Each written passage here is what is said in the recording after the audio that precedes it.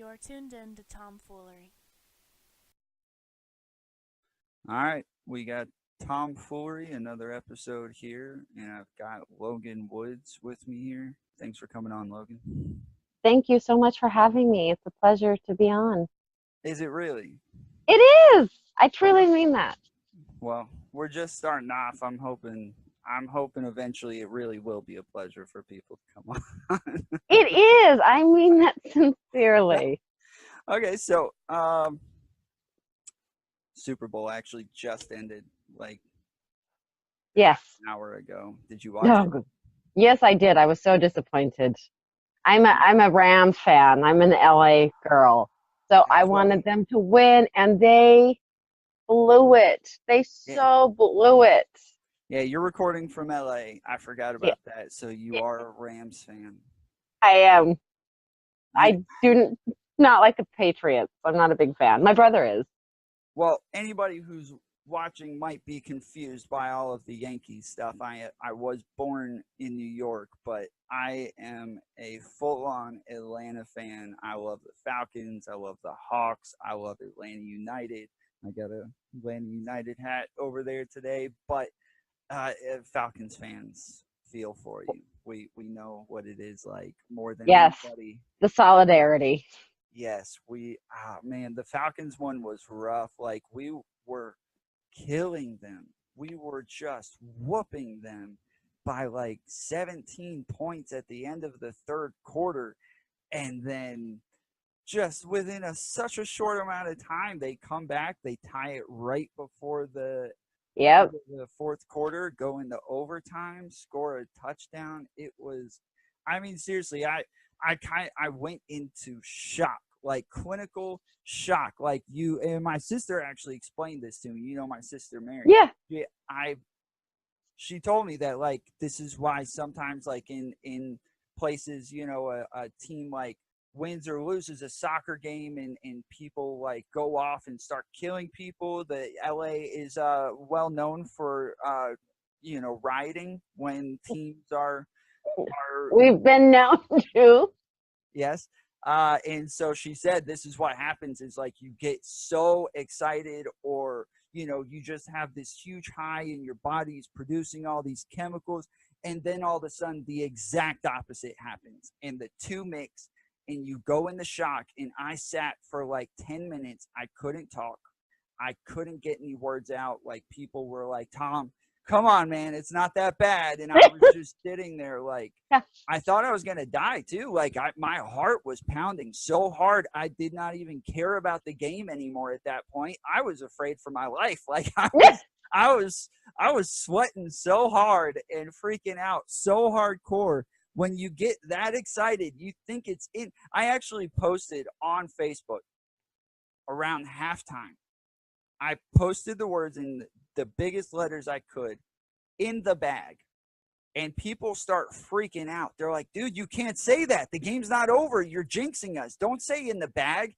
And so I posted again, a second time, in the bag. And they all lost it. They were freaking out. And then we lost the game. Mm-hmm. Better believe everybody came out the woodwork to tell me how it was my fault. And when I'm freaking out in that moment, I believe this stuff. Like, I'm reading these texts like, oh my goodness, I made the Falcons lose. Why did I post that on Facebook? Like, I totally lost my mind. My mom started the hashtag not my son. Oh gosh.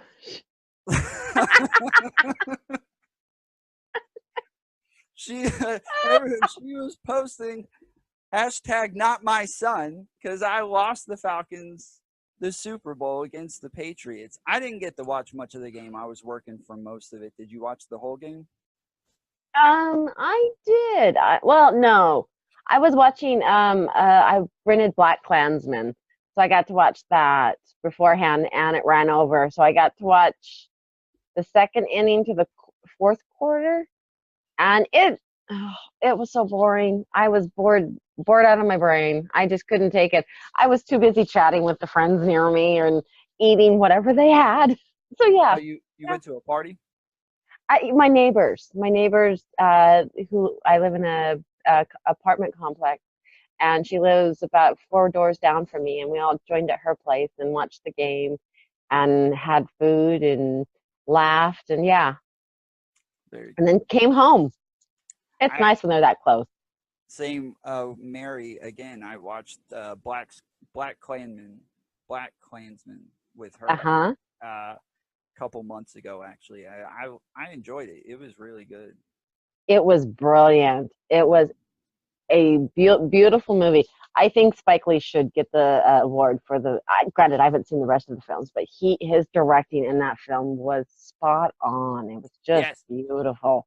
Yeah, the some of the angles and some of the stuff that they did, it was really great. Like I really enjoyed the camera work. And actually, Denzel Washington's son is Hmm. the star in that movie, and I watch him in another show on HBO. The name is eluding me right now. I can't think of it, but it's about football players, and he plays this very like cocky wide receiver, Ocho Cinco type of Hmm. wide Player, yeah. receiver. Yeah, just very flamboyant and out there, and making a lot of noise and making bunch of mess for his team to clean up all the time. So yeah, he's really good in that too. He's just like Denzel though. He talks just like him. He sounds just like him. He's got He this does. cadence in his words. He does. He's very much like his father. Very much. It was really nice seeing him play. Being an actor, it was a nice second generation. He actually has good acting chops. Yeah. Well, I have a list of people that I want to bring on the podcast, and it's just a certain type of person. I'm looking for all sorts of things. Like I main one, and I think this is anybody who has a podcast. I'd love to be the first one to do it. Find a flat earther. I would love to sit and talk to a flat earther because it's always just short clips, videos like, hey, here is why the earth is flat. And it's just like a real short clip, real quick of, some sort of evidence. They never have any sort of proof, but they got some sort of evidence they found that the earth is flat. But once you watch those videos, you sit there and you're like, yeah, but what about gravity? Or what about, you just got like a million questions, but I would love to be able to sit and actually get them to answer some questions real quick. I think that flat earthers are just, I think that they're trolling the world right now. I think they're just screwing with us. I think they are too. I give you such kudos for being willing to do that. I wish I could not do that. When things come on that are supposed to be science related or have some science backing and there's no science to support it and I'm seeing flaw after flaw, I literally have to go away. I feel like a cartoon character where my brain just goes boom, and I'm going, no, I'm out of here. I've turned movies off. I've turned shows off because their science was so shoddy, and I'm like, I can't even wrap my brain around it. This is not acceptable. So Yeah, yeah, I there's some people who kudos. say they can't watch Gravity because a lot of the science in Gravity, the movie with Sandra Bullock, is so Yes, messed up. It's so bad that they're like, yes. as somebody who studies science, I can't deal with it. I can't take it. So I want to get like a conspiracy theorist on. Yes. Get some good conspiracy theories and Why find. are those always entertaining and always interesting to know? I mean, to go on that fringe, to want to really, not that you believe in it, but just wanting to hear what they have to say. And it's like, it's so fascinating. It leaves you kind of spellbound, but it's like you're not there, but it's like putting the fork in the socket. Yes, yes, it is. It's what's the one man, I can't the name. It's the people who pretty much run the world. Um, Illuminati. the Rothschild?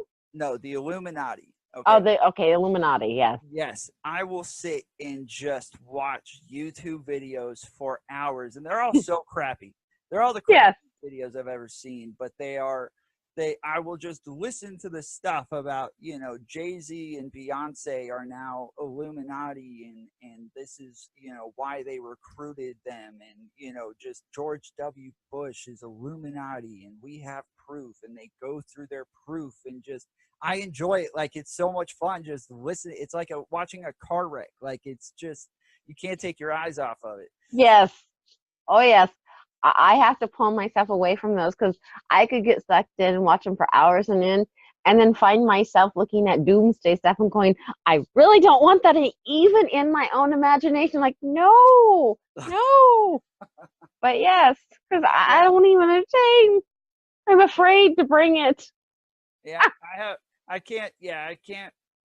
I can't believe in the conspiracy theories. The one I have the most trouble with, and I know that they have a lot of proof, and that's probably why I have the most trouble with it, is all of the 9/11 conspiracy theories with buildings falling and stuff. Mm-hmm. Those are hard to watch, but another one is a marijuana activist, and you were pitched to me as a marijuana legalization activist in Los Angeles. Yeah. Yes, that I am. I try to help educate people on how cannabis can help them and how it doesn't. I try to keep it real. I base it on science only. I do not. I try to help people through it and figuring out what they need without them freaking out and fearing that high. That's the biggest fear. Science only. So what is something that somebody who is not worried about the science, what is something that they are saying or that they would put out there that might damage what you're working on? Oh, there was a new hit piece. It was put out by a journalist who is a sci-fi writer, actually, and he's talking about that how cannabis leads to psychosis, leads to elevated violence rates, and leads to violence and schizophrenia and drain on society. And the science does not back him in any regard. We know today that taking cannabis isn't going to do any harm to you. It can't do any harm. It literally is impossible to do harm when ingesting pure cannabis. Granted, if you add things to it, there's a problem, but they don't do that. When it's legal, they're not going to add the chemicals to it that will damage your lungs through the pesticides and certain chemicals they keep to keep mold off of it. They can't put it on when it's regulated. And so it protects the patients, people who need it for medical benefits, who have to function with it. I am currently a functional cannabis user. I use it to function. I use it not to get high. I wish I could get high in the sense of just going out and I just want to go out and get high and have that kind of deal. No, I use cannabis purely as medicinal value and medicinal needs. So, and people don't get that. People think a lot of people are just getting high. And even those who are getting high, there's a medical necessity going behind the scenes that they don't even know. It's healing things. Cannabis goes in and THC activates a CB1 receptor. That CB1 receptor in the brain helps reduce negative memories. So it helps eliminate those memories so they can't hurt you anymore. I call it like a rose with thorns on it. So it de-thorns the rose for you so you can have that memory and it not harm you anymore, in a sense. But it also leads to other sorts of memory loss as well in long-term use. And that's more so with younger people, I understand. Yes. Yeah, okay. There's a reason behind that. Okay. The reason behind that is from the age, we have what's known as our endocannabinoid system that cannabis works off. The endocannabinoid system creates homeostasis throughout the body. It's in most of our cells. So it's looking at all the cells, and when input comes in, it has to adjust to it, going, it needs more of this or it needs less of that, so that you're in balance. So you stay at 98.7 degrees Fahrenheit throughout your day. You don't have a fever. You don't have to burn off a virus. So it stays there. And when you have a virus and certain things activate, it tells the body going, hey, you need this. You need to activate this and it lower this. So it creates a homeostasis environment is what cannabis does. This is where my thoughts kind of jumble some days. But you say that you don't get high off of it, but I get high off of it, but it's not like I'm doing it to get high. Mhm. There's no I want to just get high mentality to it. There's no forethought of I just want to relax. For me, it's an automatic I need relief. I need relief. Well, that's similar to people who take painkillers. I mean, they get True. the warm fuzzies, but they still need the the pain medication to stop Function. to stop the pain. And so one of the I think more at least from my side, one of the things that gets confused is that marijuana can completely replace opiates 100%. We won't need opiates anymore, and this will end doctors prescribing opiates and get rid of these companies benefiting off of addiction and stuff like that. Is that something that you believe? No, I do not. Opiates and cannabis work together. For severe chronic pain, you need an opiate. You need that because cannabis only works at one receptor. Opiates work at a different receptor site. And those receptors have different pain relief. So when you hit the opiate, you're getting a full relief. You're getting that full antagonist. So it's giving you that full nice buzz. When you use cannabis, it's only a partial. So you're working with your body than fully just dumping meds on it and saying, here, work with this. With cannabis, you're working with the body and cannabis. However, with that said, you need both of them to work together, especially on chronic pain patients, people who have intractable pain, people who can't handle that much opiates, because you don't need that many opiates when you combine cannabis with it, because it works. They compete, or they don't compete. They work symbiotic together. Yeah, marijuana actually, from somebody who has taken a long time to study the effects of drugs to his own body. Uh-huh. I just purely research driven is all it was. Yeah, Sure. yeah. It didn't matter what drug I happened to be doing. If I did that drug and then smoked weed, it heightened it times 100%. Yes.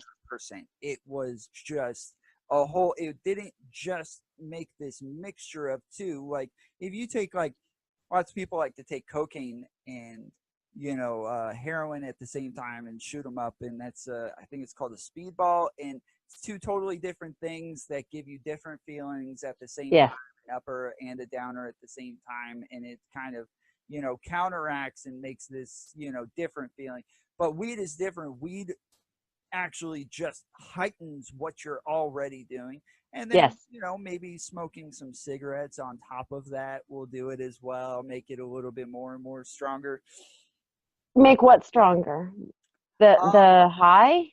yeah, more so with opiates than Yes. with marijuana. Yes, with opiates, if you're smoking cigarettes, it kind of intensifies it, but it's a very short uh, Intensifying. yes, so it does it Yeah. for a very short amount of time, which if you're doing it to get high, you turn around and start chain smoking because you're losing that high so fast now that you got to keep smoking and smoking, which I've been clean for over 10 years this year, and I still Congratulations. That's thank a you. great accomplishment. Thank you very much. I would wonder.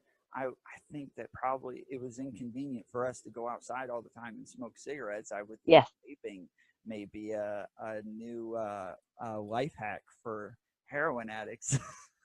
It could be. It could be you're hitting those receptors. It'll keep you clean. That's all that counts. Yeah. One of the things that I worry about, and as somebody who's been to a million NA and AA meetings and, you know, has all of his friends were drug addicts, I it, let me go ahead and just lay the whole thing out there for you. So I worry Okay. about whether or not it's going to be a gateway drug still. And I do believe that it's a gateway drug. And I think that one of the issues or one of the reasons it's a gateway drug is because it's illegal. I think that in states where it's illegal, you are now desensitized to doing illegal things. If you're just some, you know, goody two shoes who happens to try smoking weed and you like it and you continue smoking weed, I think that a part, and let me clarify real quick because lots of people like to change the definition of uh, gateway drug. The Mm-hmm. gateway drug is, it means that it is a drug that you started off doing and then moved on to harder things. It doesn't mean it's just the first drug you did, and it doesn't mean that it makes you move on to harder things. It means that it is the first drug that you did that kind of opened the gates for harder drugs. And for, I think, for people or for states where it is illegal, I think that it's actually um, more so of a gateway drug because you are desensitized to doing illegal acts and being in a criminal world and meeting more and more criminals and drug dealers and all sorts of things. And then these people also, you know, help introduce you to other harder drugs and, you know, move you up that ladder. Now, I've been looking for studies nonstop, and I found some very recently that say that, because what the number that I would look for is overdoses. If I want to know Mm-hmm. whether or not there's a difference in a legalized state versus a state where it's still not legalized, I would want to know what the overdose rates are. And what I've seen is that the overdose rates are dropping in states where they are illegal, but they happen to drop at the same exact time Obama put stricter laws on um, dispensaries selling cannabis. And those two kind of, you would think, would counteract each other. What is your information or your research told you on this? As a gateway drug, I think your definition is correct that it can be. I know personally you feel like you've you've now experienced a what everybody seems to term a soft high, what cannabis provides, as opposed to a harder drug. Um, in the sense that they've made it illegal, they've made it a substance that is illicit and that people find tempting, and you always want to touch the things you can't have type of mentality. Um, in that sense, cannabis is viewed as a gateway drug because you are being exposed to more violence when it's an illegal substance. You are being exposed to more substance because then the drug dealer is going to have more on him. He'll have cocaine, he'll have heroin. He won't just have weed, where a dispensary just has cannabis. Um, and until people understand that cannabis is a medicine and people use it medicinally and not for the high and understand what that high means. A lot of people, I think, get a misunderstanding of what being high means and how it can destroy your life. When on a medical term, I'm finding strictly on cannabis, there's different highs because they're hitting different receptors. On a cannabis high, uh, it's not damaging, it's not life altering because it is only a partial agonist towards that receptor. So it is and it's not. It's from my opinion, I see cannabis as what I see in the future is everybody using it from 25 up. No, not younger, because younger, there's your endocannabinoid system is developing.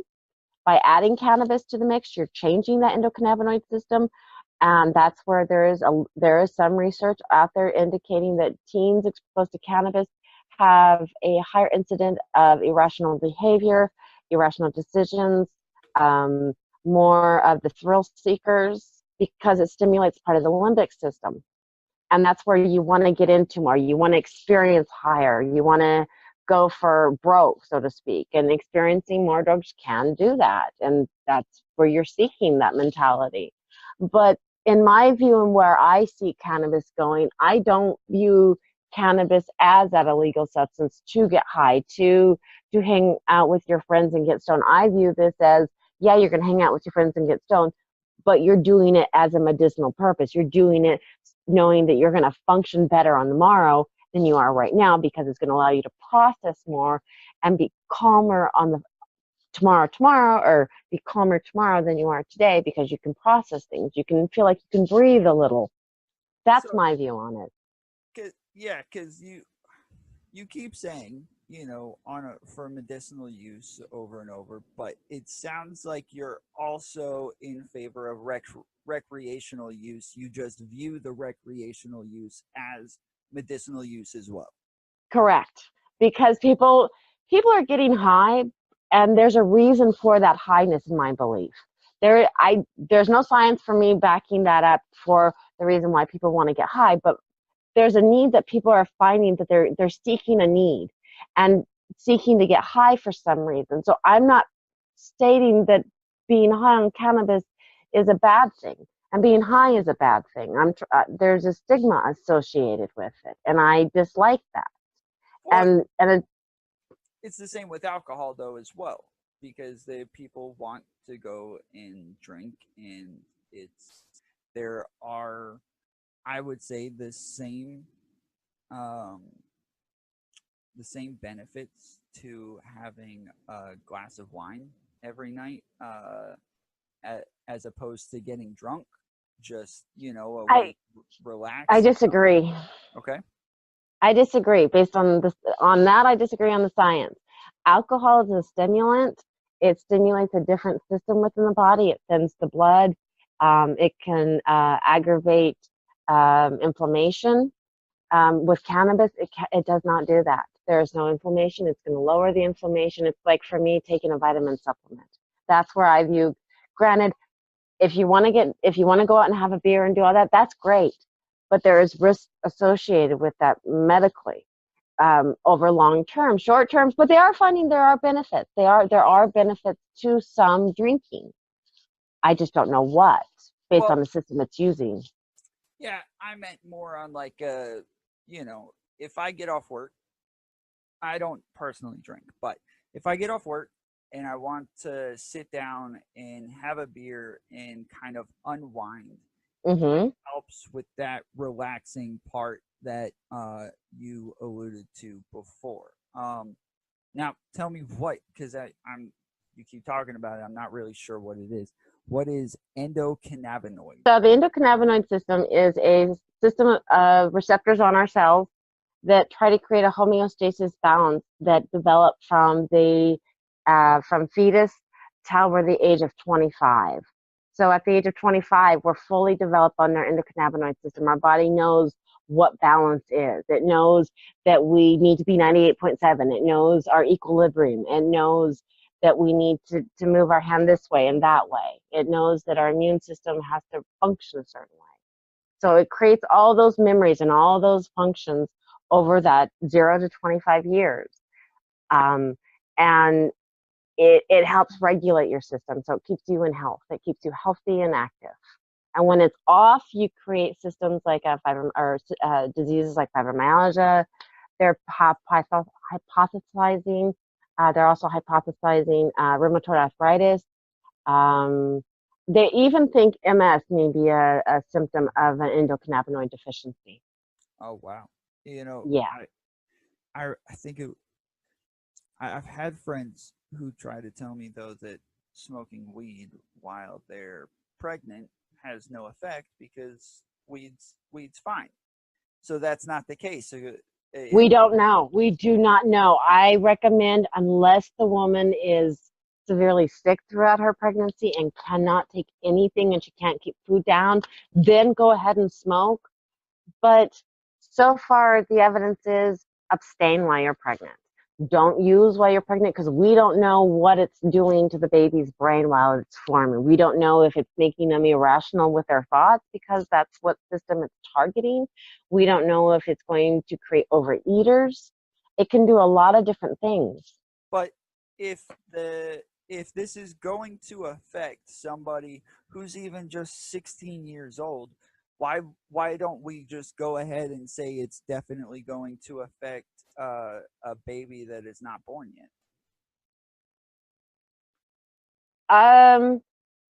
It depends because of the different fetal stages of development. Because for like some drugs, they recommend don't use after or during the third trimester. You can use it before. Say the mom needs it as like psychotropic medicine because she needs to function. Without it, she doesn't. They recommend it up until the third trimester, and then they monitor for her while she's off it that third trimester, because that's when the baby's brain is wiring itself really together, apparently. So it depends on the different fetal stages. But I would recommend a full stop that no pregnant woman should, but you don't know. Because you can take a ibuprofen, you can take certain other drugs that they give you in the hospital for nausea, for diabetes and stuff that can hurt the baby, that we know will hurt the fetus, but we don't know what cannabis does and doesn't do. And we've had enough women, we've had a lot of women in the 60s get pregnant, and they smoked while they were pregnant, and there's a slight increase, but not much to even be relevant. I mean, there's enough to be concerned, but not enough to warrant that there's a full-out war against it. It's just be very cautious. Over here in Georgia, I mean, we don't really even have a clue what it's like to be somewhere where it's legal. I mean, I watched the Joe Rogan podcast one time, and I believe in the middle of this podcast, this guy who represents all these companies and businesses and, he just lights up in the middle of the podcast and starts smoking weed, and I couldn't believe it. I thought, what is going on? And then I remembered, okay, it's legal over there, but is it really that legal? Like, yeah. I can't, it's hard to imagine. It really is. So is it legal for recreational use? Yes, in California, in Colorado, in Oregon, and Washington State, is all legal for recreational use. And so do the doctors prescribe marijuana to somebody who's pregnant? They would not, unless it was absolutely necessary, unless there was no other option, unless the options were that or a very toxic substance. And quite frankly, do you have to have a card to get medical marijuana, or sorry, not just medical marijuana? Do you have to have cannabis? Yes, to go to a dispensary or no, you do not. To go to a dispensary here in California, I haven't been out of state yet, but in California, all you have to do is show your identification, and you go in. As long as you're 18 years or 21 years or older, you can buy weed legally. So, I don't know if you know, but do you know why it was ever made illegal in the first place? It was made illegal by basically 5 men. They didn't like it to begin with. I mean, they all thought, everybody has this fear of being high and that there's something wrong with it. And so there was a normal paranoia about the fear of being high, but within a certain crowd. It was the Christian evangelicalists at the time that were part of the Senate and the Judiciary Committee that came in, and when Prohibition was going in, saying we don't want this anymore, and the illegals were coming in from Mexico, from India, and from China. And they all used cannabis in their cultures. China was the original cannabis producer up at 6000 BCE. So they used cannabis, and to discourage them from coming and to create fear and paranoia within the locals, they made it that the Mexicans, the Chinese, and the Indians were all bringing cannabis in and smoking it and going to steal their women and rape them and destroy the town. that's where it really came in. It became illegal. And Well, 1914, it started. you don't even have to be raping and killing people. I mean, as a Christian, I believe that taking anything that changes your mind frame um, is Hmm. wrong because you're no longer exactly yourself if you're getting high, and you I even like I would plead my case that I was not the same person at all if I committed some illegal acts while I was high, whether I'm drunk or smoking weed or doing anything that really changes my frame of mind. I feel like you are changing the way that you think. And I mean, we've all seen people do things that they wouldn't do, whether not saying it's right or wrong, but you think differently and you say different things, and it changes your frame of mind if you are uh, smoking weed. And so I would imagine that alone would be enough for evangelicals um, to push against it. Why is that changing the perspective and changing the mind? That it seems, because in my perspective, I see it as just yourself in a different light, as a different perspective, not so much as that you're not yourself. You're just a prism of yourself. You're just a variation of parts of who you are that you're not normally bringing out. I know there are some research indicating that people who are drunk are who they really are, who they truly are inside, than when they're not drunk, because they feel the release to be who they are. It makes them more honest, and yeah, I don't disagree with it being a different, just a new perspective of yourself.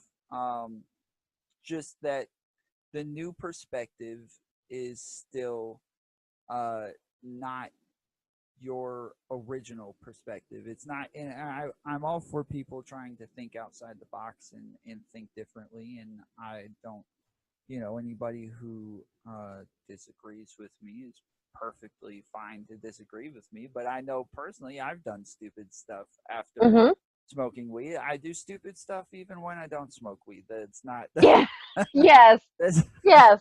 but I just think that if you're changing your frame of mind and doing things that will make you talk differently and act differently, then yeah, you're no longer exactly the person who you would want to be.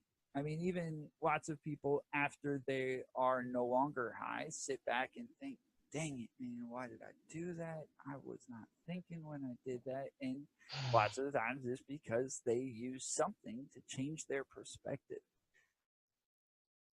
True.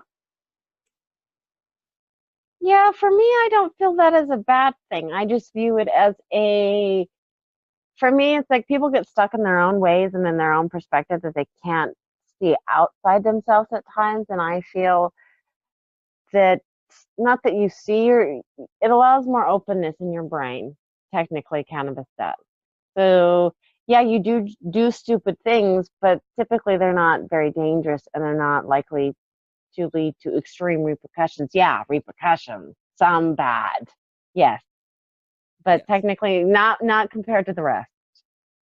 Well, Yeah. I was trying to look it up real quick because I couldn't remember the guy's name.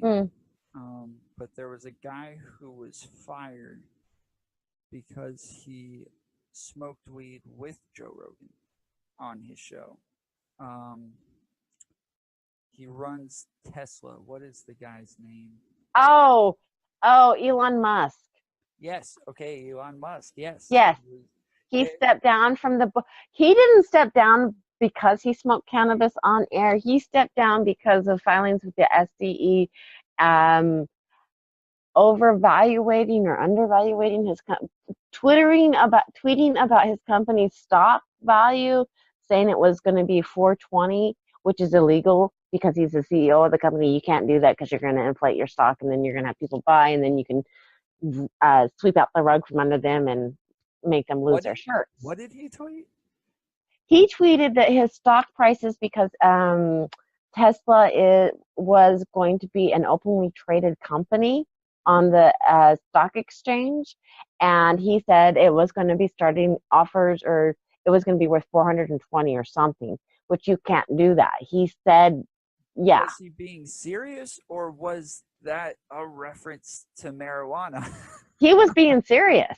Oh No, my this was God. way after the cannabis incident. What? I think 420 was just a fun number for him to play with. I don't think he meant it seriously when it became that it was a cannabis reference. No, he stepped down so he could get the SCE off the back of the Tesla company, and they put somebody else in charge. But it had nothing to do with cannabis. It had to do with the SCE, because he'd lose everything with them. Wow, I didn't know that. Mhm. That's crazy. Why would you tweet that? That's insane.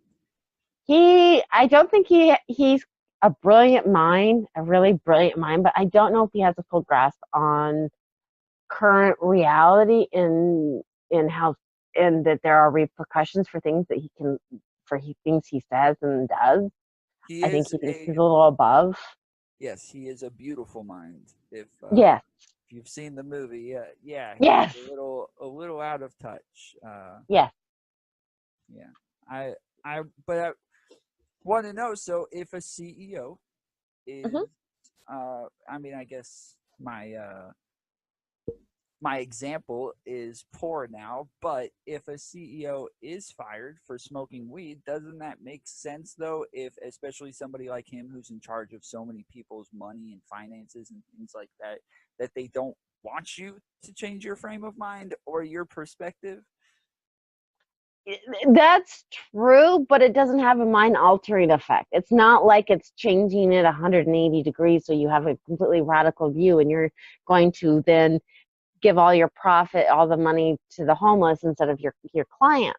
You're just not going to do that. It's slightly changed. It's not like a radical. It's just like minute, like little here, little there, a little nick, and it's like whittling at times. If you think of like somebody whittling wood, it takes a while, a little whittle here, a little whittle there, to Yeah. create like a beautiful elephant. It's not like a wham bam and your frame of reference is completely altered. It won't do that. Shrooms, on the other hand, there's a possibility that it can, and there's medical benefits for that. But cannabis cannot have that effect. And I don't believe you should be fired for your for any drug use, but especially cannabis, as you're not hurting anybody. You're not even hurting yourself. Well, lots So of companies fire people for drug use because I know, and I disagree with it.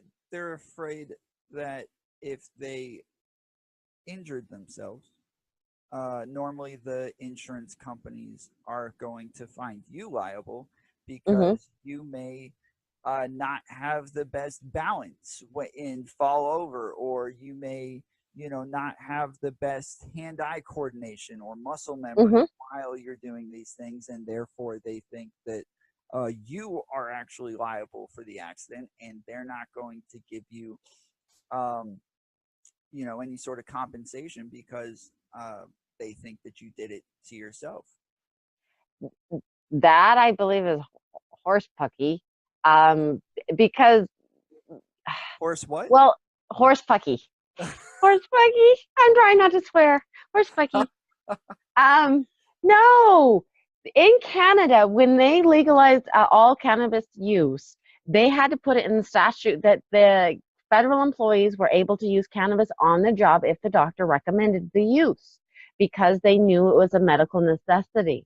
It wasn't for to being stoned on the job and relax. It was a But necessity.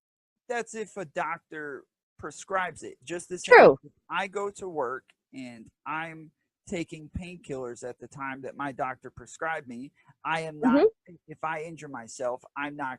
I still get my workers' comp Yes. because I am taking what a doctor prescribed me, Yes. and he told me I could go back to work. But we're Yes. talking about things that are for recreational use, and you said overall that It, you don't believe that's you're true. fired for any drug use. Oh, yeah. I kind of put my foot in my mouth, didn't I, Okay. there? Okay. So Because yes, you are right. It does create a problem within the structure of the company. You do have people who will lose their balance, people who shouldn't be using as a recreational. Now, if you have a doctor's note, so yeah, there are caveats to this. If you have a doctor's note and you medically need it, go for it. But if you're there just getting high because you want to be stoned because you're not coping right then and there, then no. Then you need to take 15 minutes and go take a breathing exercise or do something to be on the job, unless you have a doctor's note. If your doctor says you have anxiety, you're not functional without this, go for it. But without that doctor note, you are liable. It becomes a personal responsibility, not a medical responsibility. There's some jobs that I would assume, and I don't know, but I would assume even if you have a doctor's note, they're going to let you take time off. Like there's, I would think that if you are trading stocks and bonds and you work on Wall Street, I would. You're joking me, right? No, I'm not joking. I would. Yes. Yes. What? Yeah, okay, so you're a little bit younger than me. I'm a little bit older than you, and I grew up in the age of the stock exchange market, the 80s, where it was raging, and they loved their cocaine. They were skiing all over that floor, on that floor during trading hours. So no, they're not going to drag them off for if they're taking a narcotic on the floor. It's not going to happen. I've seen Wolf of Wall Street, so yeah. I haven't yet. It's a good movie. It is. My little brother was not happy with it. It was a little too graphic. It's not for all. Sometimes we need our PG-13s to keep us happy and safe. Sure. Yeah.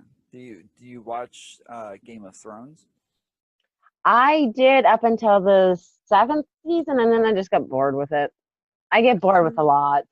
I'm pretty sure we're like starting the 8th, maybe it's the 9th season. I'm not sure. Yeah, we're starting the 8th season. So you stopped before the 7th season? I couldn't take anymore. I'm like, I had it lined up to be watched. I was getting ready, and I'm like, nah. I get overwhelmed. I think that's where I kind of stop. I get overwhelmed with, like your brother, with that type of violence, with that in my face. I need happier emotions. I need a calmer, peacer emotions so that I don't lose it at times. So I kind of avoid intense fighting for no reason, in my opinion. I'm the peace, love, and happy child. There's a great video that my sister's wife put online. Spoiler alert, if you are planning on watching Game of Thrones, I am about to wreck your first season. Cool. Okay. Don't watch this, but there's this great video that my sister's wife put online where she is crying in the shower. My sister is crying in the shower, just bawling, and she's goes over and is talking to her, and she's holding the phone like this while she's talking to her, and she's like, "It's okay." The show goes on, and my sister is like, "No, they killed Ned Stark. I can't go on. I can't do this anymore. This is too much." And she's like, "No, come on. The show's worth it. You got to keep watching. Just push through. You'll be happy that you did." And she's like, "No, I can't take anymore. He died so senselessly, and he died without honor. And this is so messed up. Why would they kill him off the show?"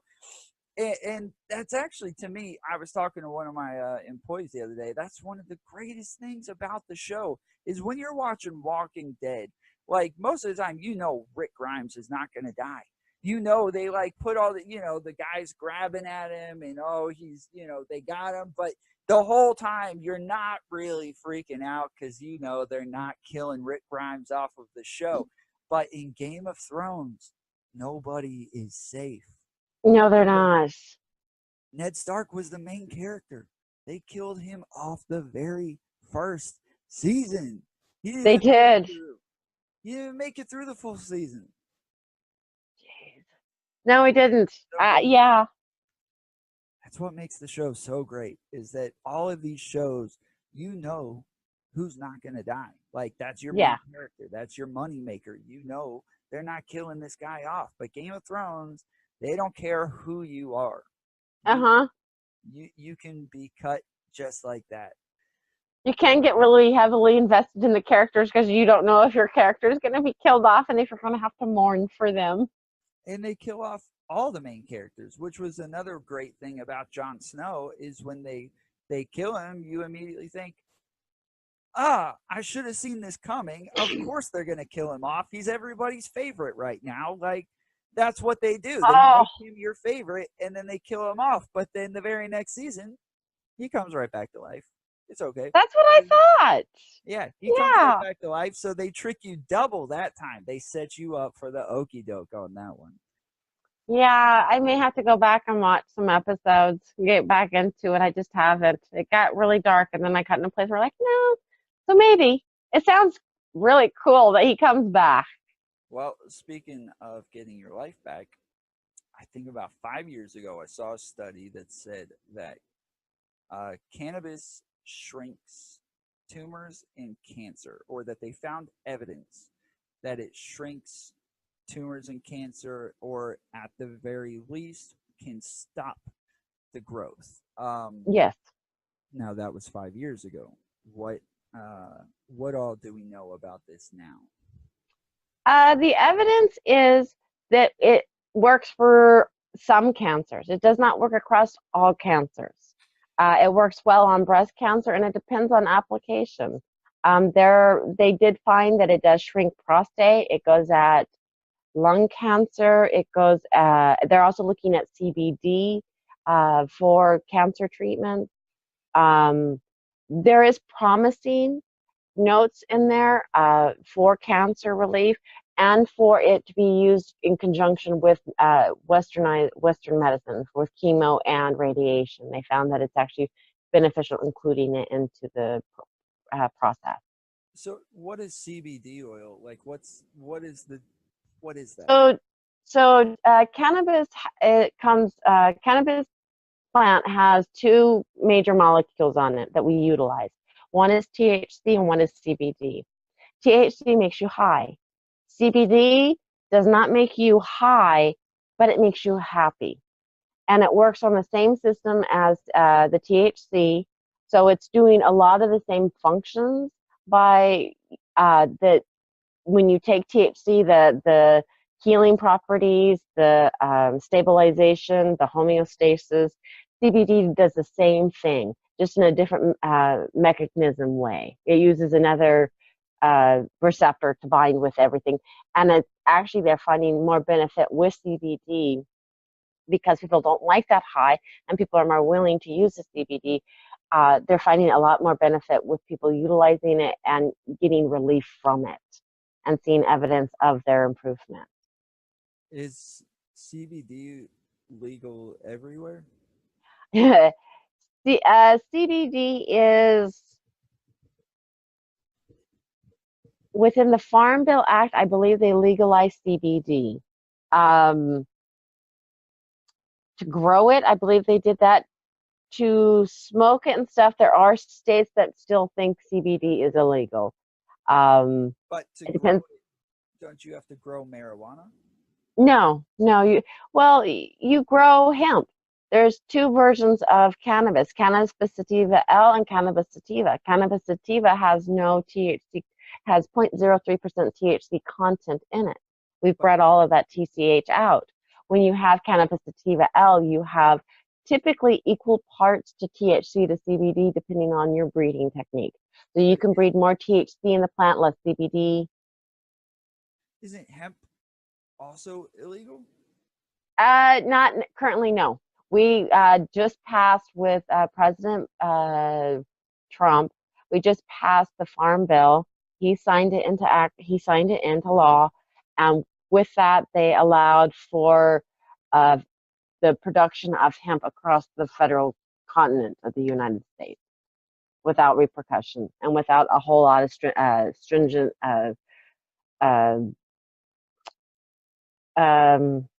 protocols and fines and legislation involved. It's typically because usually you just want to grow a plant, and that's how they usually looked at it. Where cannabis, you had to have filed, you had to file with the DEA, the FDA, And if you wanted to grow organic, you had to file with all of those, and you had to go through a lot of hoops. And they didn't grant that permit because it's a cash crop. But now within the farm bill that they passed, they can grow it now. I don't know who's going to be growing it, but I know it's legal. Okay. Yeah, because I remember when I was younger, my friends would talk about how much they don't want weed, that they even made hemp illegal, like for road, Yes. whatever. Yes. Correct. Well, they the reason they made the hemp illegal was for the paper industry. Hearst Industries was really big in the 1900s, early 19 Hearst. Yeah, Hearst Industries. They owned a lot of newspapers, and he also had a lot of money into the wood clearing for the paper industry. And hemp came in and would compete with the newspaper with the wood product. So he got it passed through the House to make hemp illegal as well. You can do other stuff with hemp, like what? You can make plastic. Henry Ford made the first automobile plastic out of hemp material. You make fabric. You make a strong rope. You use the seeds for nutritional value. It's high in omega-3, and it's got almost equal parts to omega-6, which is really good for the Western diet. In China in 6000 BCE, that's what we know that they did, was they utilized the seeds and the fiber for that use. You also make biofuel out of it. I mean, it goes on and on what you can do with this plant. Wow.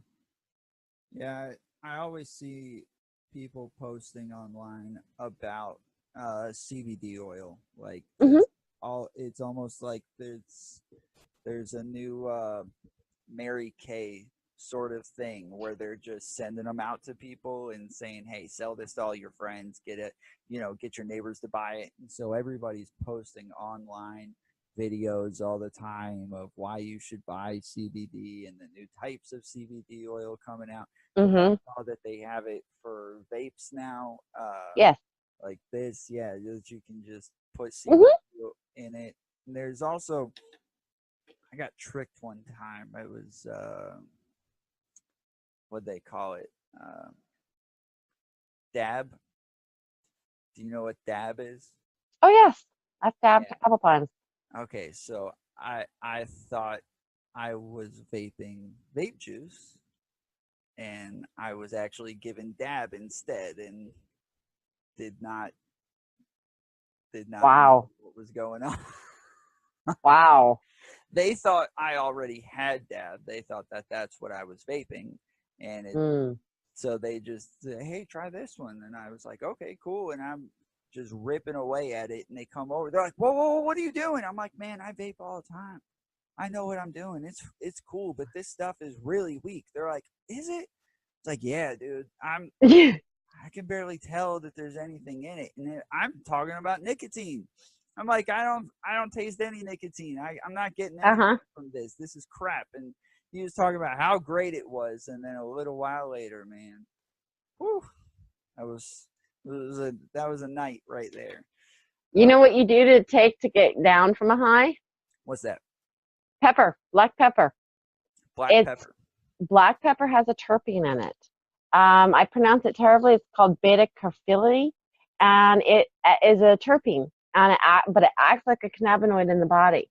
So it competes with the THC, so it lowers your high, so you don't feel that high. It also, when you get too high, you kind of feel a little bit of pain and anxiety associated with it. The pepper also calms that way down, so you can go to bed and relax from it. Lots of paranoia. Yes, the pepper will bring it down. I've had somebody who was a heavy smoker, a heavy cannabis user, and they took an essential oil of pepper. So it's just the essential oil of pepper. He was like, where did my high go? It was completely gone within a matter of a minute. Wow. So if you ever get too high or that, use pepper. Yeah, have pepper on you, recommend it. It really helps. So people don't get freaked out and paranoid. Yeah, paranoia is definitely one of the rougher parts of it. But next time somebody tricks me into taking some dab, I'll remember pepper. Pepper. Is Black it pepper. black pepper, not Yeah. jalapenos? No, just black pepper. Black The pepper. typical salt black pepper you'll find on any good table. Okay, so what does an activist do in LA once it's legalized?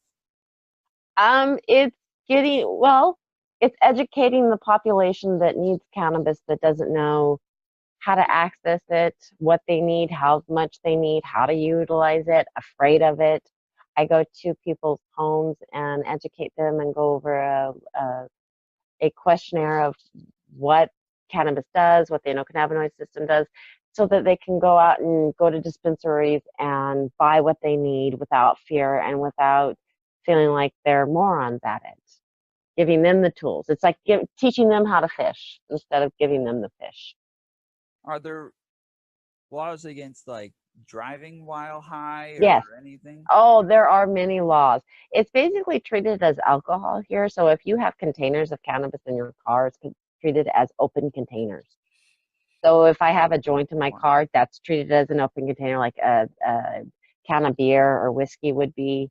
If you do travel with cannabis, the best method is in the trunk, under everything where you can't really get to it. That's what they say, anyways. But yeah, it's treated as illegal to drive all over the place.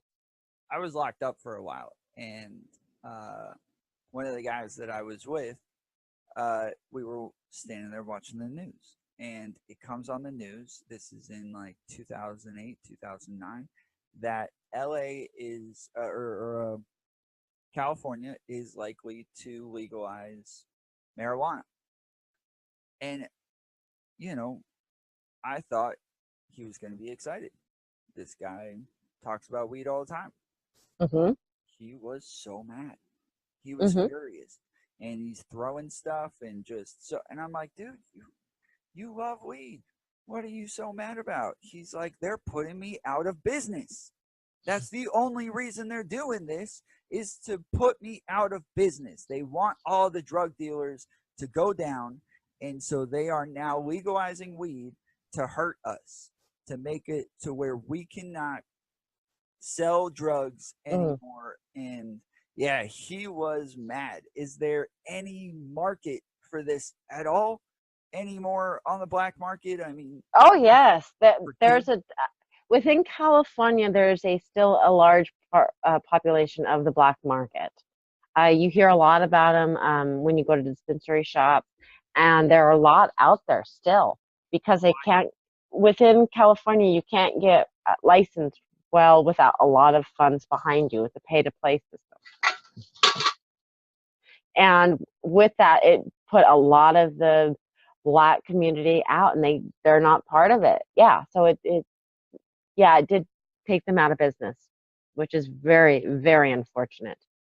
Extremely unfortunate. There are programs put in place in California to allow people who have cannabis convictions against them, to give them fair access to becoming entrepreneurs with cannabis. There are expunging their records for cannabis use.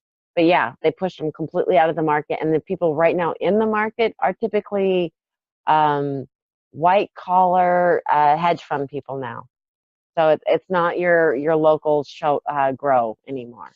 Yeah. So in that sense, it's not good. But you're getting standardized weed now. It's pretty much all the same standard. You're not going to go get something that's so substantive that you're going to go, why did I pay this money for this? Or this has pesticides in it. Yeah. So there's benefits and negatives to both. So I can understand where he'd be upset. Yeah, they have all sorts of different strains too. Like I always hear that, you know, the different strains affect you differently, yes, according to how they grow it and what I guess chemicals that they are looking to grow more when they breed them. And it's that part is crazy to me. I mean, when I was a kid, you had swag and you had mids and you had dank, and that was it. Wow. Well, I guess there was headies, you know, so maybe four. There were four different kinds of weed, and people came up with all sorts of, Black Widow or White Hmm. Widow and Hmm.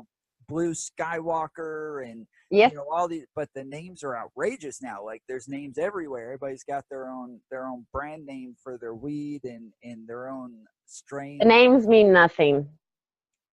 Names mean nothing. They've crossbred them so often. The names are just a decorative decor on them at this stage. Basically, yeah, certain strains will have different effects, and that's because of terpenes that are in the plant. So a terpene is the smell you get off a lemon, or the smell you get off of lavender, or the smell of an apple. That is a terpene. That smell molecule is a terpene. And on cannabis, there's a bunch of different terpenes on there, many different varieties. There's over 400 different varieties of terpenes in cannabis. So when you're growing them for certain strains, you're growing them basically for certain terpene content.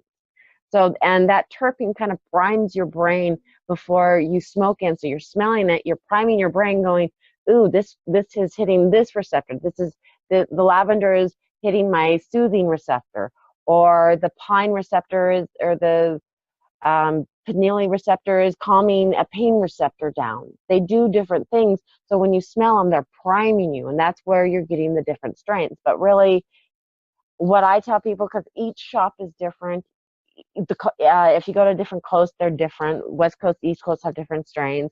Basically, know if you're a sativa, an indica, or a hybrid person. So a sativa will get you a head high where you want to be creative, you want to be out and about, you want to participate. Or indica typically makes you want to sit in the couch and do nothing. It makes you want to zone out and hang out with friends, but not really talk. Some people's genomes actually switch it so they're where I might feel like a wanting to go out and paint using a sativa, somebody may want to go and sleep using a sativa. You have to play. So basically, you have to know if you're a sativa or an indica person, or if you're an in-between person. Because I like hybrids. Hybrids usually don't give me one way or the other, so I don't get too heady or to where I'm locked in my couch. So it all Isn't depends on, that's where you would look. isn't there really no such thing anymore though as indica and sativa? Like haven't they been crossbred so many times now that there's no purebreds anymore? Very true. There are purebreds out there, but I don't think they're being manufactured right now. They're basically the strains we have on the shelf that we're not utilizing, and we're so far evolving the strains of cannabis, and I think it's just evolving the science of how cannabis is growing, that most people are going to want the hybrids, because the sativas will put you too far this, and the indicas will put you too far that, and it becomes an imbalance for a lot of people. So I think it's just where they'll fine tune it as we go along, and they'll discontinue strains that people don't like, if that makes any sense. Yeah, well, I mean, how could they have purebreds though? I mean, from the time that it came over from China, you would think that already, if it's spreading all over the place, that different strains from, especially growing them in different kinds of Climate. fertilizer and yes, climates and all sorts of things. Hmm. These things mix when you go, you travel somewhere else and get theirs and then breed them again, and it seems like it's impossible to have some sort of purebred left out there.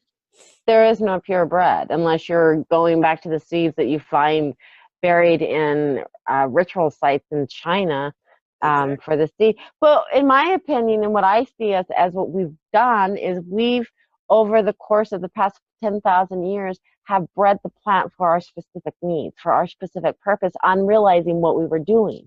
I think we're just evolving the plant to fit us better, in my Oh, opinion, even I through mean, the hybrids. yes, I'm not, saying it's bad or anything like that. I'm just saying that if you are calling it indica or sativa, you are more referring to what it does rather than it actually being indica or sativa. Correct. Okay. Very correct. So, but there's head shops are not selling weed, right? Gas stations are not selling. No, they sell CBD products out here, but they do not sell weed. Only dispensaries can sell weed in California. My girlfriend actually told me the other day, speaking of putting CBD in a vape, she told me that she heard on the radio that NyQuil just came out with a vape juice. NyQuil. With a vape? Yes, that's what she said. I don't know. Wow. Actually, this would be a good one to look up because I would love to see what that. I would think. Look, me and my friends, we got high off of everything we could find. I mean, we would unhook the air conditioner and inhale some what's it called, the Antifreeze or close enough, yeah, something like that. But yes, we would get high off of whatever, and Robitussin was one of our favorites. yes. It has dextromethorphan in it. That was the chemical that we always looked for when we were going to buy some Robitussin. yeah, some Robitussin. And it was Robotripping was one of our favorite highs to get on, because you would just, I mean, man, it just seemed so crazy. Like the craziest stuff would happen while we were doing it every single time. Like insane things would happen. So vaping NyQuil Yummy. That looks like somebody created it. Yeah, I don't. Let's see. NyQuil Severe Vapu Cool Nighttime. NyQuil and e-cigarette.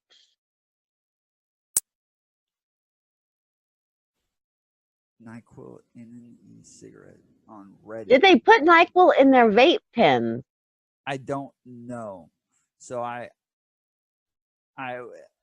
she may have just heard some sort of. I saw something on TV though. What would happen if I refilled my e-cigarette with? Yeah, I don't. Yeah, from what I mean, there's nothing that I see that has this stuff, and I wonder the same thing too. Like all sorts of liquids. What would happen if I start sticking this? Go to the NyQuil Cold Flu and Vicks.com. They'll have the products on there. Liquid caps.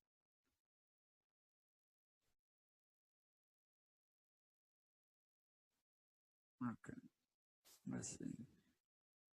I mean, it might just be something that they're working on. It could be. And so it probably would not be. Yeah, but if they were, yeah. I see none of their thing on their side anyways. Vapo Cool. No. No. No, but I remember seeing something on the news though too, or something like an ad or something about a Vicks vape pen for some reason. There it is. Non-medicated. Well, no. That's an inhaler that you put up your nose to open the air passages. Huh. I've actually used one of those before. Feels funny. Yeah, I bet it does. Actually, I keep seeing this thing on commercials where it's like this thing to clear out your sinuses, and you put it up on your nose, and it's got these two holes. And on one side, it's going to shoot water up through your nostrils and then come out the other side. Yes. I have really bad sinus problems all the time, especially as soon as it gets cold. I am stuffed up the rest of the time until it gets hot again, and it's painful and it hurts, but I would not want to do that. I got surgery when I was younger, and I got a bunch of different stuff in my nasal cavities, and I had cysts in my nasal cavities the size of golf balls that they had to take out, and it actually had me really sick. I was taken out of school for a long time and had to read dates, and it really screwed with me and hurt my heart, poisoned all sorts of spots in my body, and they had to take out my tonsils and my adenoids because they were poisoned. And anyways, I Wow. I would think that from that surgery, I have weird stuff on how it connects to my nose and my mouth and everything. Yeah. And I would think, even people, they start laughing when they're drinking milk and spit it up Mm-hmm. their nose and stuff. I would think that you would have a drip or it would go into your mouth or something, and that's disgusting. I don't want it to push No, into my mouth. it can, but not really. What do you mean? Why not? So your sinuses go through here, through up your nose, through here, and then up in here, and through there's a small opening between your nose and your throat. That you'll see videos where people put spaghetti through their thing and then do this method because there's an opening through the nasal passages down, but it's not designed to go up and drip down the back. It's designed to go out. It's just a flushing.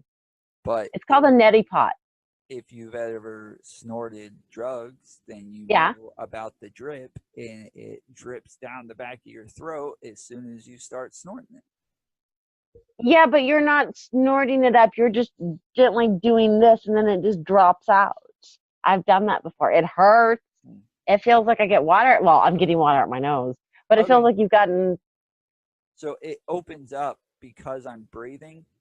Is that what you're saying? Like if I'm breathing through my nose or I'm snorting through my nose, that it's going to open up in like an airway to my. No, you just have open passages all through your nose. Your sinuses are open passages. They're my hollow. sinus- Yeah, your sinuses go through here, here, here, and down into here. They're hollow. There are hollow spaces in our faces, and when those get clogged, they get filled up with junk, and the neti pot just goes through and cleans them all out. Huh. I don't know. I don't know much of anything apparently. I am I got to remind everybody I am a ninth grade dropout, so I am not You would never know. all You, that informed. Oh, thank you. Yeah, there it goes. All up. There's your open sinuses, Hmm. little cavities. The frontal sinus. Uh-huh. There's a few, yeah. Yeah. Okay. All right. Well, So no, it just goes in and out and it flushes. It can't. There is a dripping sensation, and I forget what that's for and what's caused by that. It's an annoyance. It's more like I don't know if there's like an inflammation or problem when that drip happens, but when you use a neti pot, there's no dripping. It just goes in, and you just hold it there until it flushes out, and you're done. a neti pot. That's what it's called. Yeah. It feels like you jumped in the swimming pool and gotten water up your nose. Yeah, I even have like dripping or leakage when I get super stuffed up. Like I'll get mucus coming down, and or I guess not mucus, but Yeah, it would be a mucus. It's okay. Yeah, it's considered a mucus. Okay. Yeah, my mom has really bad sinus problems. She also has a deviated septum where one septum is blocking part of the air passage. And she tries the neti pot and it goes nowhere. I try the neti pot and it works, but it hurts. And it burns too much that I couldn't do it. If you have a deviated septum, does it open sometimes or is it always blocked off? It's always blocked off. It's like a growth that sticks out that pushes the passage. I didn't know because honestly, sometimes I'll vape and Mm-hmm. I'll go in and then go to blow out my nose, and it only comes out of one nostril, and that's I have problems breathing through my nose and everything, and so I started wondering like maybe I have had a deviated septum or something like that. And they're easily fixed. It's easily go to an ENT, and it's an out procedure surgery. They put a balloon in, they inflate to expand and break the tissue apart to open the passage. I'm horrible at going to the doctors. I really am. I never go. Same here. My girlfriend is always bugging me about going for all sorts of different things. You know, I'm really bad about it. It's not Why that don't you like going? it's not that I don't like going. It's just that I just don't. I don't know. Like I'm bad about putting things off and not doing things right away. I've had a headlight out for like a month. I just got pulled over for it a couple days ago. I Oh, still haven't gotten it fixed. Like I don't know. I don't know. I'm bad about procrastinating. So understandable. A lot of people, I faced that.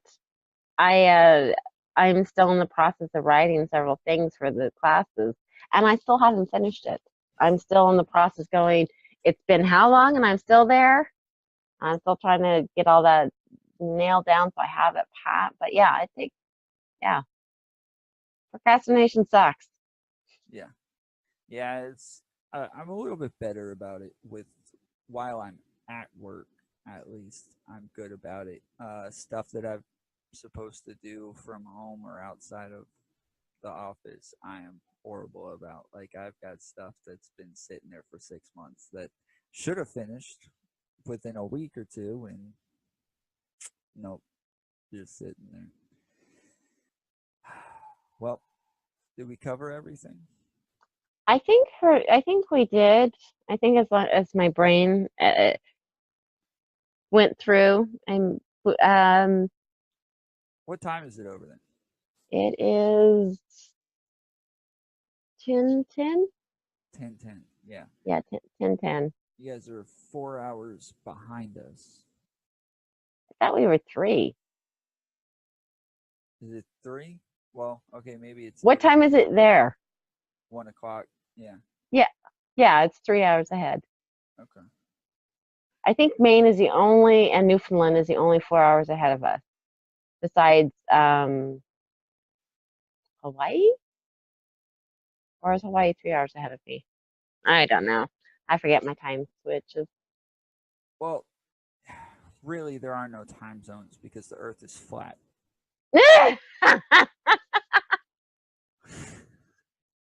Yeah. There is no time zones because we're always moving. No, we'd have time zones. Yeah.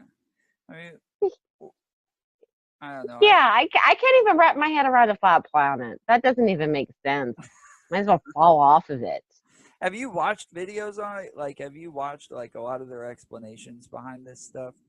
No, no, I haven't. I, I think I've avoided those. I've been curious, but not curious enough to actually educate myself on the topic I to had to understand. I had to convince her that they were serious. Like she for real thought that it was all jokes. She's like, "No, Tom, you're falling for it. Like these are all jokes." And I had to keep pulling more and more and more up until she finally realized, like, oh my goodness, these people are not kidding. They really think the Earth is flat. That doesn't equate unless you're in a tribe that has no contact with with civilization. Wow. People are willing to believe whatever, anything. There's purple elephants, probably. Yeah. Yep. Oh my goodness. Well, I Do you know if Georgia? Because I haven't. I think it's on the ballot to make medical marijuana legal there. it's on the ballot every year. It's It's on the ballot oh. every year. They will be the last one. They really will. I mean, it has Republicans have stigmatized themselves so much to where they they don't even care if there's really some sort of, you know, medical benefit to marijuana. And when somebody tries to tell them about it, they're not going to hear them out. They don't care. They think that these are hippies and stoners and, you know, Mm-hmm. cases pushing this stuff. And so they don't hear it. They don't talk about it. They don't debate it. It's not, and Georgia is very Republican. it's been Yes. forever since they've had a Democratic governor. Governor. So yeah. Mm-hmm. Yeah. Yeah. I followed that election cycle in Georgia Well, closely. and my family is, changing their minds on it. But if it wasn't for my sister who has chronic pain issues, they probably would still be in the same boat. You know, I even what I Mm. although I do remember when I was little, when I was younger, and I not little, but when I was younger and I was smoking weed and I'd get in trouble for it, they would say like, "Look, if it was legal, we wouldn't care. Like you smoke Yeah. cigarettes and we don't like it, but we don't hound you for smoking cigarettes. If weed was legal, we wouldn't care, but you're breaking the law, you're going to get in Mm. trouble, and that's what we care about." And they were right. I got in a lot of trouble. So Yeah. Oh, that's actually got in trouble, but you made it through. I You have did. good stories to tell now. Oh, Wisdom to dispose of. actually, I've got a couple buddies I've been trying to get to do a podcast with me just to sit around and tell some stories. I mean, I don't want to like glorify, doing drugs. Drug use.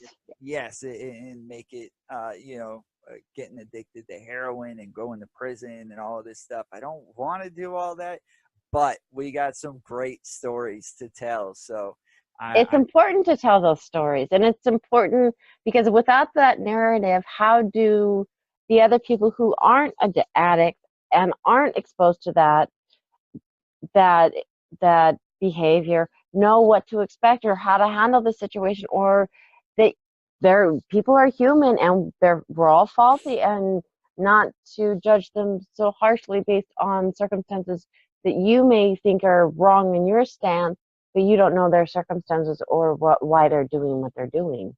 Yep. So I say tell all of the stories you guys have, because it may help somebody in the end. It may give them somebody going, yeah, yeah, it was funny, but look what happened afterwards, type of thing. Yeah, yeah, maybe. I Yeah. I like to, I like to tell the stories too. I tried writing like a fictional version based on a true story just to make it all tied together. For a while I wanted to write a book on all of it, and again, just procrastinating, just kept putting it off and putting it off. And even though I really enjoyed it and it was, nostalgic and therapeutic even, but just kept putting it off for so long to where when I did want to go back and keep writing again, I had to read like 200 pages to even know where I left off and what all happened before that. Yeah. And I wasn't ready to reread everything I had already written ahead of time just so I could start back on it. So Yeah. I understand that procrastination a lot. I've done the same thing in various forms. I started writing a book 15 years ago. I got through like 30 pages and then I stopped it for a while. Then I had to go back. I'm like, I don't remember where this was going. So yeah, procrastination can be the death of a beautiful idea. it came. Yep. Well, I mean, or maybe a very bad idea. I don't know. I probably wasn't such a good writer anyways. So Mm, I'm trying to get to the point where it doesn't matter if I'm good or bad at something. At least I try it. yeah, I can say at no, least I do that. yep, and that's me definitely. I get these ideas in my head and just take off full steam ahead, and um, that's so I've started businesses and attempted writing a book, and now I'm starting a podcast, and it's just I get an idea and I can't get it out of my head, and I just take off full steam ahead, just get it done Yes. as fast as possible. And sometimes that's for other people that I know, they'll have similar ideas to me. I know other people who have been wanting to start podcasts for a long time, but they like keep trying to piece all these little things together and make it, make sense to them and make it work. I said, man, I want to start a podcast. Let's go. And I went online and I bought, all this equipment and started looking for a platform and, ways to record and ways to get other people on and talk to them from Los Angeles or wherever Mm-hmm. they are. And I immediately started going. And didn't really know what I was doing from the beginning, but I'm figuring it out as I go. So That's the best way to do it. yeah. And from being a guest, I think you'll do very well. Well, I think thank you'll you. do extremely well. Thank you. Well, is there anything else in Los Angeles or in California as far as weed legalization goes where they need to uh, pick up some ground, stuff that they need to fix? Is it a perfect system?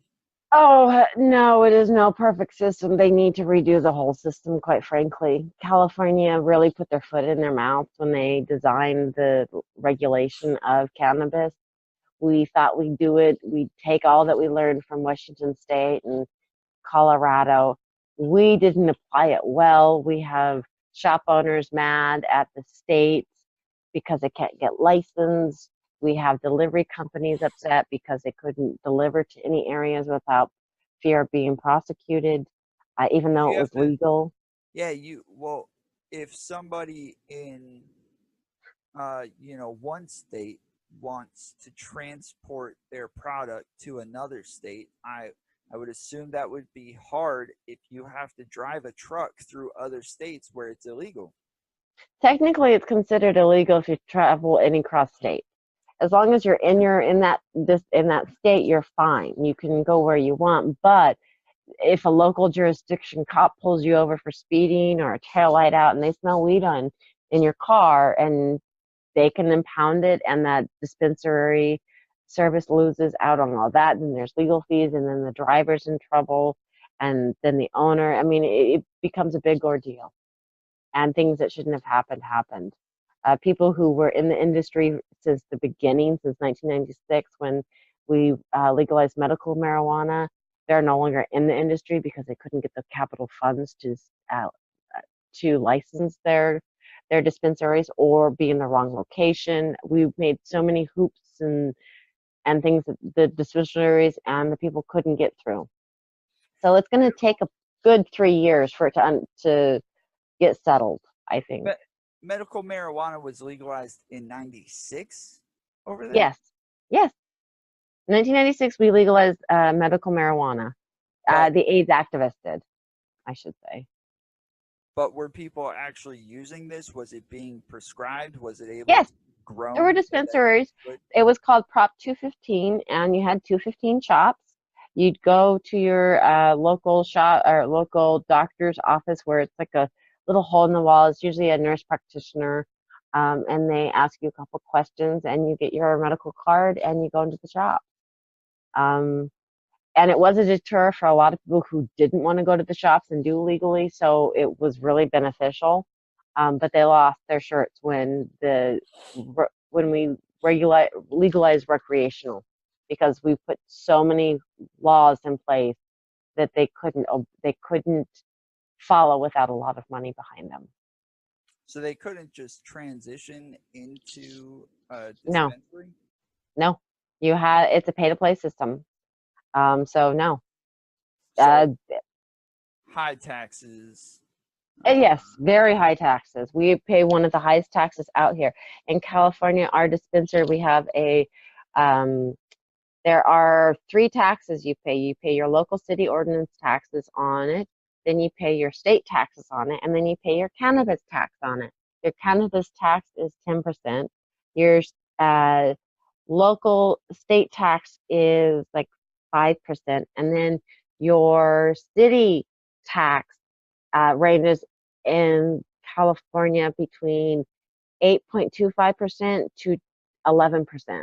So all those add up. So you're almost adding 35% on it on cannabis when you buy from the shop that they charged, which people are pissed. I listen to Ben Shapiro all the Mm-hmm. time, and he's from California, Los Angeles, and he's always talking about how taxes are already too high out there in the first place to add, Mm-hmm. even more taxes on top of that to sell weed would be Mm-hmm. really hard. It is. They're going to, and all the industry insiders that I've spoke with, they're going to have to cut back them. They're going to have to lower them because people aren't going to make it unless you're money in Wall Street. We have a company out here called Madman. They're an okay company. They were funded by Wall Street. They're a hip weed dispensary store. You go in, they're all playing techno beats. They're all doing that. And people, but they're expensive. They're very expensive. There's people in your face. I don't want to be in there because they're like, do this and do that. And there's no real education behind them. It's just what the personal preferences be for the bud tenders. But no, the big companies all came in, and that's what a lot of little companies are so afraid of here in California, that they won't get their weed out there, that they won't get their shops open. I have people partnering up with other people right now so that they can get shops open. Yeah, I'm all for lower taxes everywhere, Mm-hmm. all over the place. I agree. Well, in certain rights, I think the tax is unfairly balanced at this stage. Putting it on the working class and on the working people, I think, is highly inappropriate at this stage for the economy and for the people. Yeah, the taxes are way too much, especially on cannabis, because they think they can get away with it, and they might.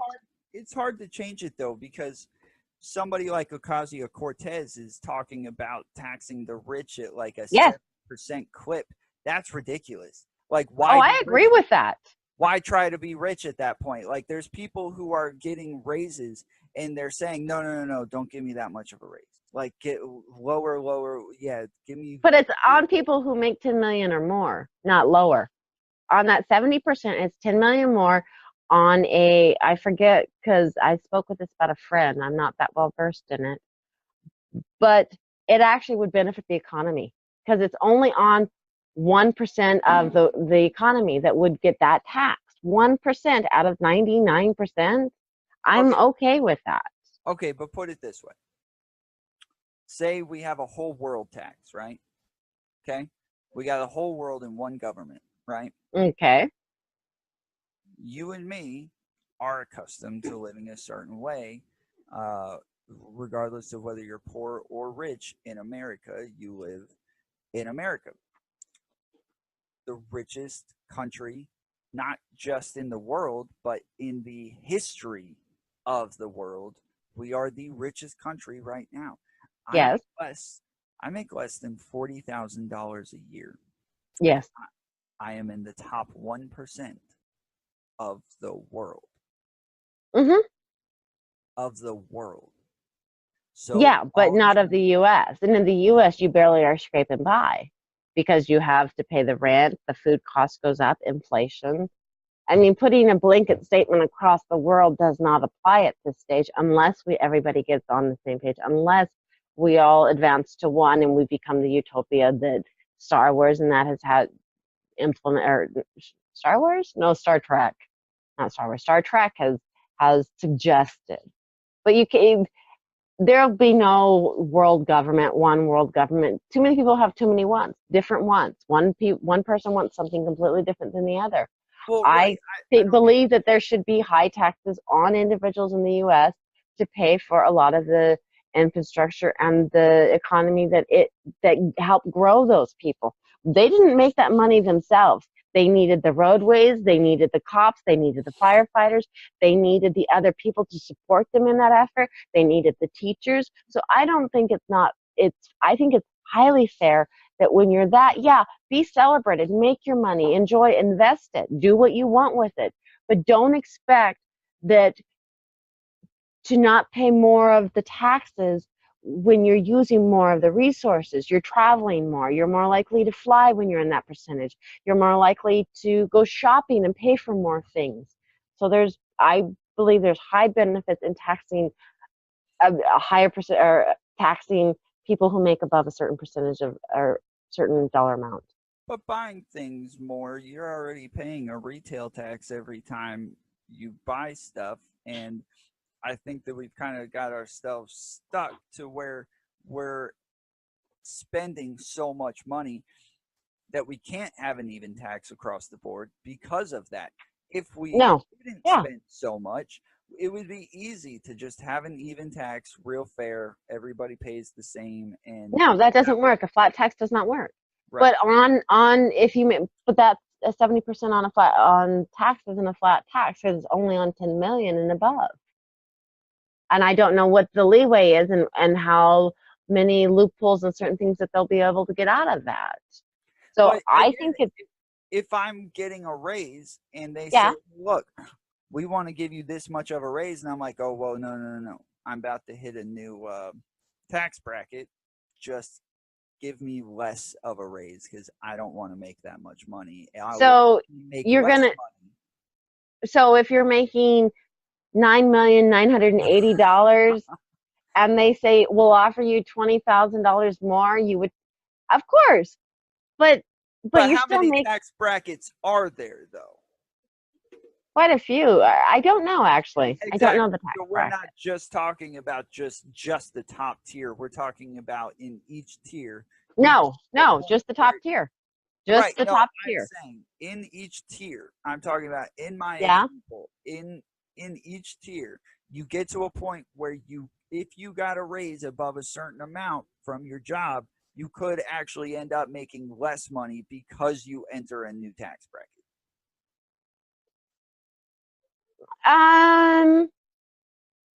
Possibly, but it's not likely that you're going to hit that unless you're making big bucks, unless you're making $1 million and above. I mean, people making less aren't going to be affected. And that's the majority of the people. And I don't find it wrong to tax somebody who makes that much money. I think it's benefit to the society because everybody benefits when everybody wins. Or not everybody wins, but when everybody participates. And they are participating. And right now they're not. They're not paying their fair share. The lower classes pay more taxes than any of the higher tax people. They But pay there's more. of them. But yeah, but just because numbers, I don't agree with just because there's more of them doesn't mean that there should be taxed more, or that the rich should be taxed less. I think they should be taxed fairly, and I don't think it's fair. I'm not saying that they should be taxed less because there's more of them. I'm saying that if you're going to compare numbers, I'm saying, of course, they're going to pay more because there's more people in the lower class. But no, percentage on wise, they actually pay more taxes percentage wise than the wealthy. Warren Buffett's secretary, the big famous thing is she pays more taxes than he does.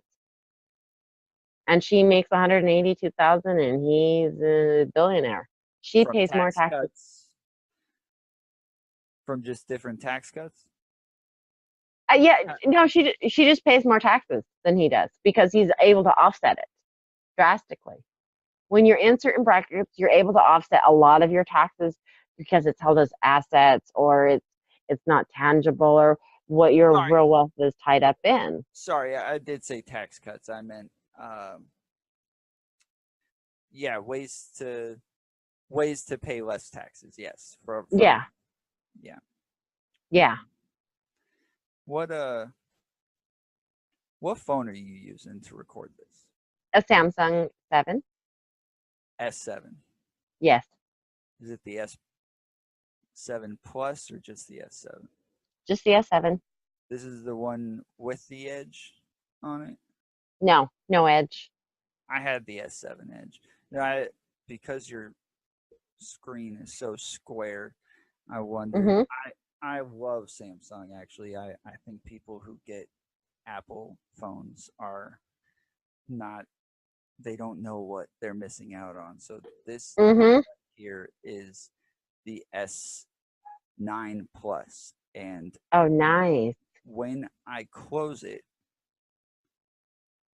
a little LED screen Wow. pops up, and it does it like it's not shining through or anything. There's a little pocket Yeah. there, but a little LED screen pops up, and I can do all sorts of stuff with this LED screen. Like, it really is amazing. If I pull up, so right now I'm pulling up Pandora, okay? Mm-hmm.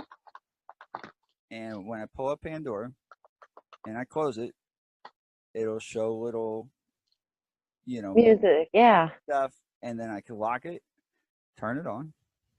Oh, wow. That's nice. That's And a it real. pauses. Wow. I've thought about. I know I have to get a new phone. Maybe a year. I'm hoping, not sooner.